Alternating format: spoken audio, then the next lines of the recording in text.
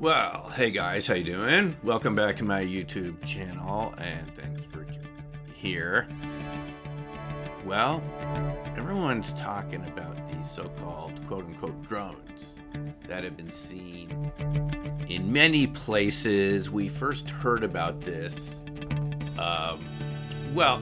actually, it wasn't at Langley Air Force Base several months ago. As according to Virginia, we were hearing about these swarms of drones over the Langley Air Force Base area in Virginia.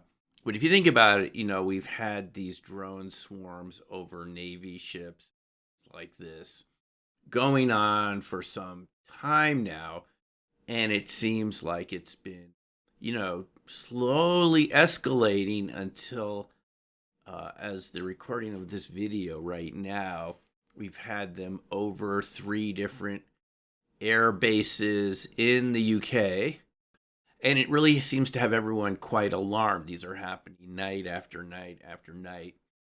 And I'm making this video because I had a friend in New Jersey call me up and say, Simeon, what's going on with this? We're getting them over New Jersey last night. And, as I'm recording this video right now, it looks like they showed up again over New Jersey.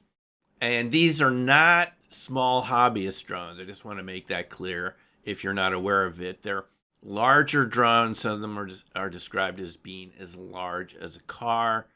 And we've been told that they are immune to electromagnetic countermeasures. These weapons exist to counteract the electromagnetism field within the drone. The electronics sort of disable them that way. And the military has these sort of very powerful counter EM weapons that can take drones down. And apparently they're not susceptible to that. So we're told these are not the types of drones that you and I can buy. These are large drones. And that leads people to think, well, maybe it's foreign adversaries. There's a lot of tensions in the world right now. So maybe from Russia or China or somewhere like this. But then the question comes up,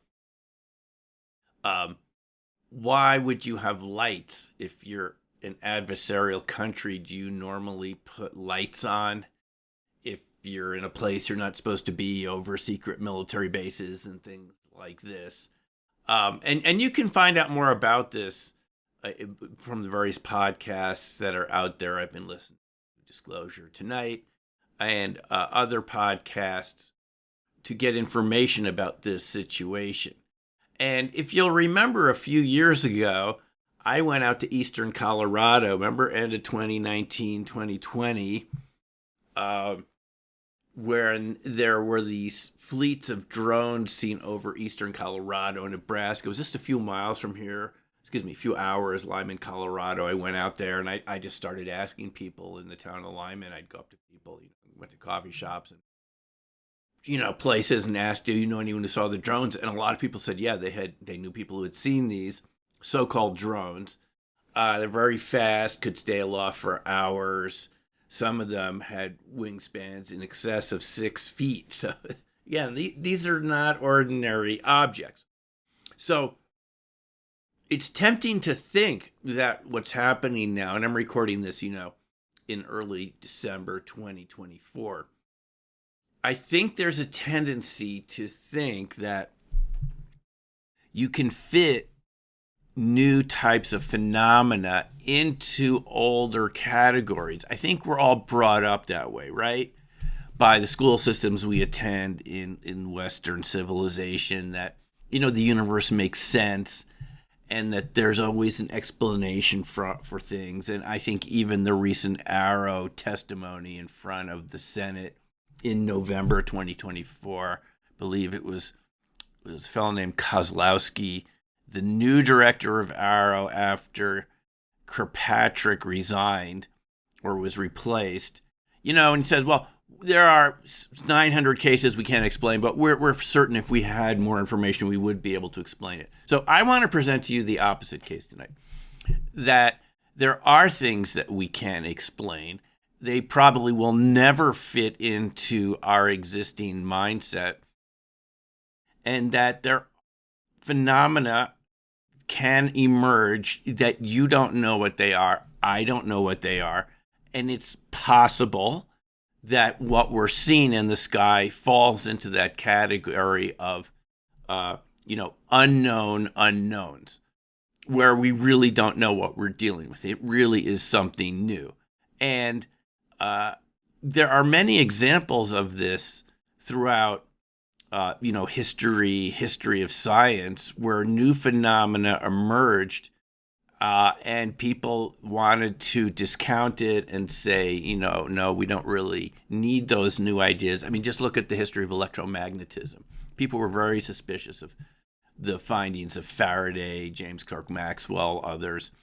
Einstein said that when he was in high school in Switzerland,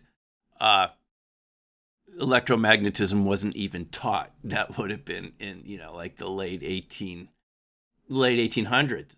They didn't even teach electromagnetism, even though the ideas have been around for a couple decades, because the people who believed in Newtonian, direct cause physics, where there's something that can be easily measured and is visible and so forth. Even with gravity, you have multiple objects that are creating the gravity.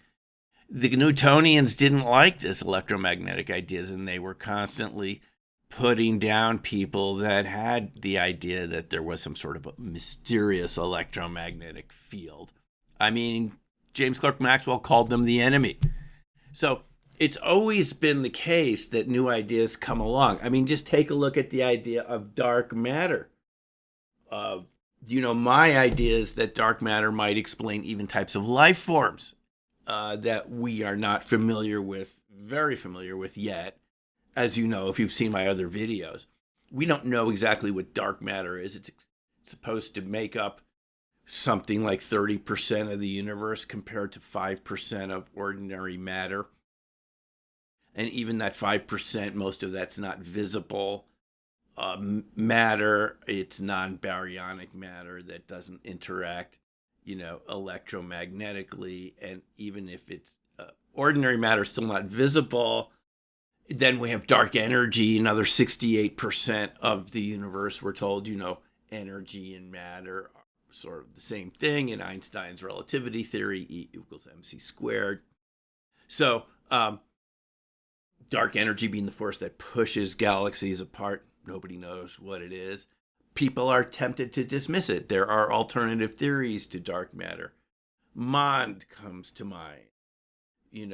The modified Newtonian gravity scheme, where we don't need dark matter. We can just modify Newtonian gravity at large distances, and that would explain it. The only problem is it doesn't work at those really large distances. So one more example before I show you where we're going with this. Black holes. When the Indian physicist Chandrasekhar wrote to Einstein saying that his general theory of relativity implied there could be gravitational singularities where space-time would collapse in on itself and all the matter would collapse and keep condensing and create this gravitational well we call a black hole.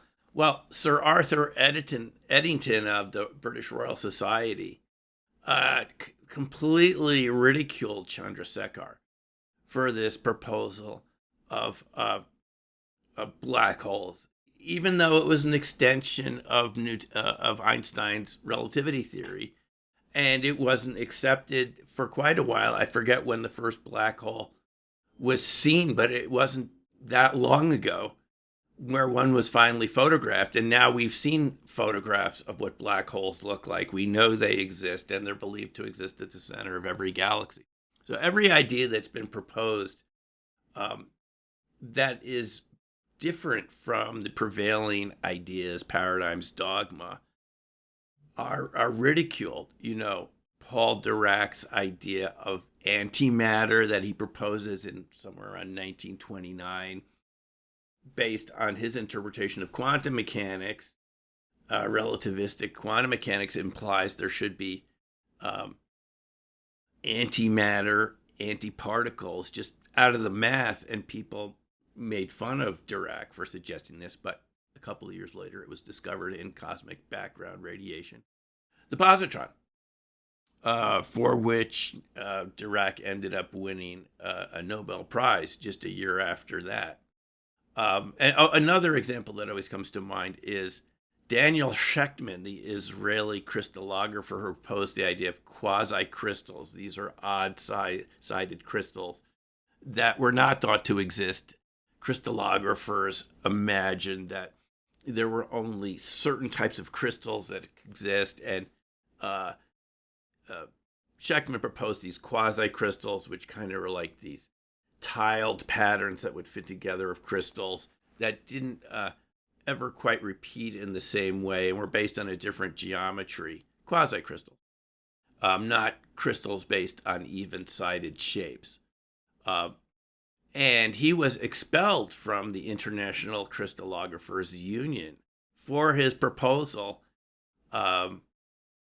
in, I believe it was the mid-90s, about quasi-crystals. They expelled him from the organization, and then he won a Nobel Prize after they were discovered in nature. They just didn't exist only in labs, but they actually really existed in other contexts. And so we see this time and time again, where new ideas are initially ridiculed by the existing systems, only later to be discovered as true, explaining real anomalies. Cold fusion, low energy nuclear reaction, as we now call it, comes to mind, where there have been many successful replications of Fleischmann and Pons. John O'Meara Bacchus comes to mind at University of Texas A&M, where they reproduced the Fleischmann and Pons cold fusion experiment, so-called cold fusion. We now know it's not literally cold fusion, but that's the name it was called back then. But he's investigated 3 times by his university, accused of faking the data. Right? Because we all know it can't exist. So if your lab assistant found traces of tritium, they must have put tritium in the water until they realized if you add tritium to regular water, deuterium, heavy water, it's not the same as if you generate it from some sort of fusion process, radioactive process, something like that. So there are just countless examples. We could be here all day talking about this. But the reason I want to tell you about this is because this comes out of a very well-known principle in mathematics called the Gödel-Turing Incompleteness Theorem, which comes from the work of, I learned about it from Gregory Chatin's book Metamaths, where he shows that any sort of logical system, and you and I all grew up in these sort of logical systems, they're inherently incomplete. And you never know where they're going to be incomplete. So you're going to come up with these lacuna, these gaps, right? And it's tempting to want to fill them in with what your mind already believes to be true to make the unknown into the known. But both Alan Turing and Kurt Gödel showed us, Turing showing us with the idea of computing, one of the original inventors of the computer, that the computer never knows where it's going to halt ahead of time. If you've ever done any program, I did a lot of this more when I was younger in high school with, the languages of the time, BASIC, and whatever the other languages we were learning in the 70s. You'd never know when your program was going to go into this infinite loop where the computer seized up and it couldn't come to reach a solution because it was feeding back. It's no coincidence that Apple named the street it was on in Cupertino Infinite Loop.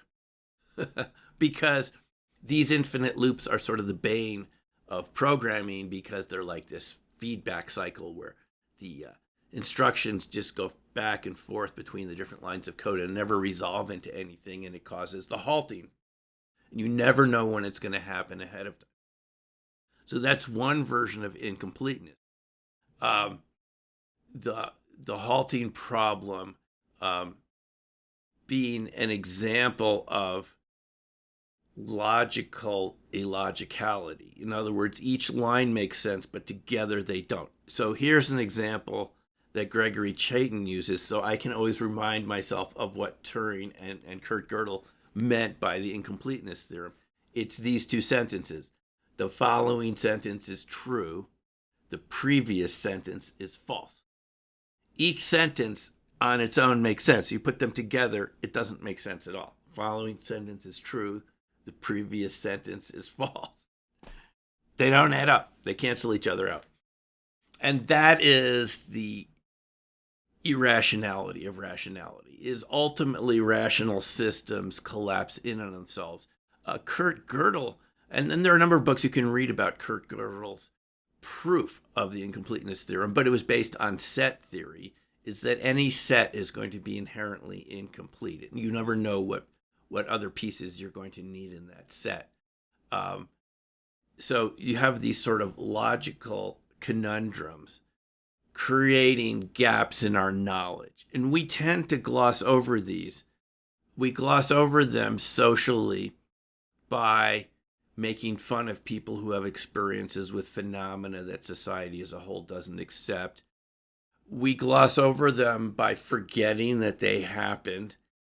And we generally go to experts to ask them what they think so we don't have to think through it ourselves, and they often can give us very glib, incomplete answers that turn out to be very superficial and not helpful. Think of the credit crisis of 2007 and 8, where the banks had insured each other with these credit default swaps, and one bank went under. Was it Lehman Brothers back then? And their default swaps triggered this domino effect where the whole banking system was about to collapse one weekend, unless I believe it was the Bush administration that had to step in there and bail out the banks over one weekend, or the whole system would have collapsed, because you had these interlocking agreements, and one defaults, it just keeps going and going. That is kind of like an incompleteness theorem idea. In some ways, it's sort of an analogy to it. So we kind of gloss over this in society by, ostracizing, ridiculing, and showing a kind of a hostility to people that are pointing this out when they have experiences with phenomena that don't fit with what we believe to be true. And in the UFO field, since that's what we're talking about tonight, we actually created a policy around this from the Robertson panel, created by the CIA in 1953. And this is something, I wrote about in my book, Black Swan Ghosts. There's a reason I call it Black Swan Ghosts, because these black swan events are not foreseen ahead of time. And sometimes we don't even think they could be possible. We just push them back in the closet. And the Robertson panel said, well, we don't know what these UFOs are. Remember, by 53, you had already had these overflights over Washington, D.C., over the White House, over a period of weeks. The same time around the Flatwoods monster in West Virginia, by the way, that very strange, sort of robotic, large creature that was associated with people disappearing and things like that, seen in the West Virginia area and the Flatwoods area. But you had this wave of UFOs in 52, and the U.S. government decided this was a threat to national security because people could get confused. It could cause people to think there was some sort of alien invasion going on. And then it would aid the Soviets because this confusion could paralyze our telecommunication system, right? Everyone calling up at once to their police, what's going on here? So the Robertson panel created this policy, which we have to this day, which is to ridicule UFOs, ostracize people, make fun of it, turn it into something that's a laughing stock and a joke.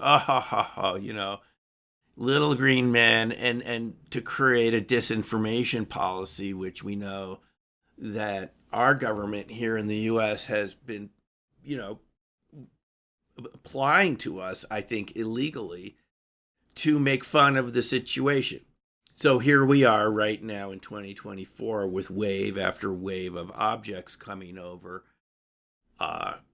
states, cities, Air Force bases. There were some in California yesterday, UK. They're probably happening in other countries. And I'm suggesting to you, because of the Gödel-Turing Incompleteness Theorem and these really ridiculous psychological information campaigns against the American people by the U.S. government, carried out to this day by people like Susan Goff and others at the Pentagon, creating their arrow commissions at the behest of Congress, but still not taking it seriously. There isn't that sense of awe, or a sense we might not know, just like black holes and dark matter and electromagnetism. Oh, maybe there is something we don't understand, and maybe there are other life forms and other types of consciousness that are on the earth. Instead of even having that humility to say there is always this possibility, there are types of life that we don't understand very well yet. Hello. There's still this, oh, tee hee hee, ha ha ha, let's laugh at it. I mean, when you heard that press conference from Arrow a couple of weeks ago after Kozlowski, I believe that's his name, was testifying in front of the Senate, and you heard the press, asking them questions, there was this sort of uncomfortable but condescending laughter, which I have heard ever since. When I was at the citizen hearing on disclosure in 2013 at the National Press Club, it was free. It was held by Steve Bassett's Paradigm Research Institute. 5 days of testimony. It was a mock hearing because they couldn't get any sitting senators or congresspeople to actually attend because everyone was afraid what it might do to their career. I sat next to a reporter from the New York Times, and he said to me, and I wrote about it here. You can read more about it in Black Swan Ghost. He said, "This is the best material I've ever heard. I can't get them to send anyone down from New York to cover this hearing." I mean, so the reporter there said, "The best thing I ever heard. I can't get them to send. I need a cameraman and a sound person." I asked him, "What do you need? Camera person?" They won't do it. It would have been very easy for C-SPAN to turn the cameras on at the citizen hearing and listen to this excellent testimony from foreign pilots. This is not a new subject. Pilots that had dogfights. I'm thinking of Lieutenant Colonel Oscar Santa Maria from Peru. Dogfights with these objects. People from the FAA, John Callahan, missile control launch officers from Minot, David Shindeli, Bob Salas, Peniston and Burroughs from the Rendlesham Forest incident. It went on and on. You had these really excellent witnesses giving you really firsthand witness testimony what it's like to encounter these objects. And yet C-SPAN doesn't even turn on their automated cameras for a few minutes. What the point of this is we don't like these sort of black swan events, and we don't like these Gödel-Turing gaps in our knowledge. We'd rather pretend it isn't there. So here we are tonight. When we have these objects coming over night after night over various parts of the planet, we're told, if you look at some of the pictures, no one's ever seen drones like this before. If they are someone else's drones, well, we can't do anything about it. They're coming over very sensitive installations. We know that these are over bases with nuclear materials, nuclear missiles that can be put on the U.S. planes that are based there. And we're told that they're looking into it. These objects haven't shown any hostility, but they're doing surveillance and whatever else they're doing. I mean, what are they doing? I don't find this a very satisfactory explanation so far from the Pentagon.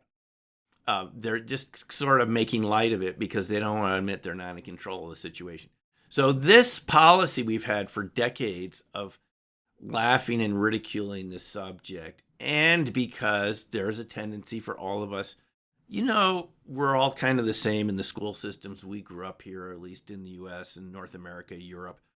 You think you sort of know what the world is made of, and you don't think there could be things out there that you don't understand. Wrong.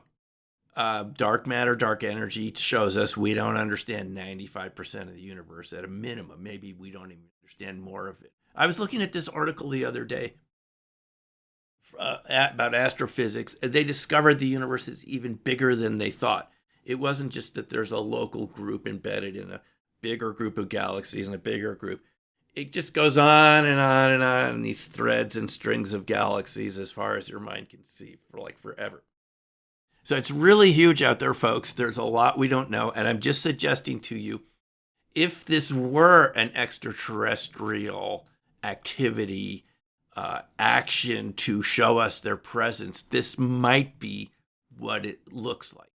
I'm not saying there may not turn out to be a conventional explanation for these objects, but still to this date, we haven't explained what happened in eastern Colorado, Nebraska, Wyoming, and the internal Air Force memos, which were FOIA'd, showed that they didn't know what it was either. They made statements, we have no idea what this was, and the Department of Transportation Secretary at the time, Elaine Chao, came out and said, we don't know what these are. So they don't know what they are. If they did, they were lying to us. But, I mean, there hasn't been any explanation for these objects. Really, are they drones, or is this the presence of some sort of intelligent life form civilization? I don't know if it's extraterrestrial. Maybe it's indigenous to the Earth. You know, in the eastern Colorado case, reviewing this article about it from Markeev R, that's his Twitter handle, from a Washington, D.C. correspondent. He found that the same objects appeared in the 60s, way back in the 60s. Same pattern of lights, same areas, all the way back in the 60s, before drones as we know them even existed. You know, what did the cars look like in the 60s? Remember, Ford Ranchero, that we didn't have drones like that back. So I'm suggesting to you, if there were other intelligent civilizations we haven't encountered yet, be they extraterrestrial or earthly in some way that we've never recognized, this is what it might look like. And if it was such a thing, you wouldn't know it ahead of time because of the Gödel-Turing Incompleteness Theorem. You won't have any idea what it is because of these large gaps in our knowledge, because our knowledge is always incomplete. So it's better to be humble about it, recognize our knowledge is incomplete, and be open to the possibility that there are things we don't understand yet. They may show up, and in ways that your mind wants to overlay familiarity on top of it. You guys get what I'm saying here.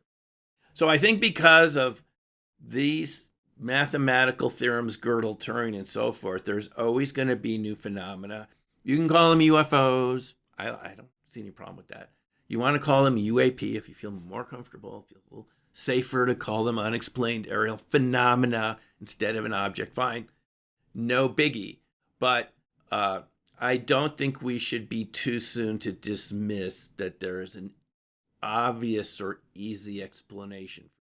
And one possible scenario here is that these objects just stop showing up and we never have an explanation for it immediately. If it were some sort of civilization getting us used to the idea that they do exist, this might be how they do it. Showing up with objects that are sort of familiar enough that they're not really scary, but a little different enough that they're not really identifiable. You kind of know, see what I'm saying? Like a gray area of sort of familiar, but sort of not. So we don't go running in the streets in some sort of panic like the Robertson panel was concerned about. This is maybe how they do it. I don't have any information that you don't have available to you. I'm just sort of spinning these ideas out based on our past history. New things do get discovered, and this might be it. So anyway, as usual, I am interested in your comments. Put them in the box below. Agree, disagree is fine. It's more important to have a discussion. So thanks again for watching. We will see you soon in the next video. Take care for now.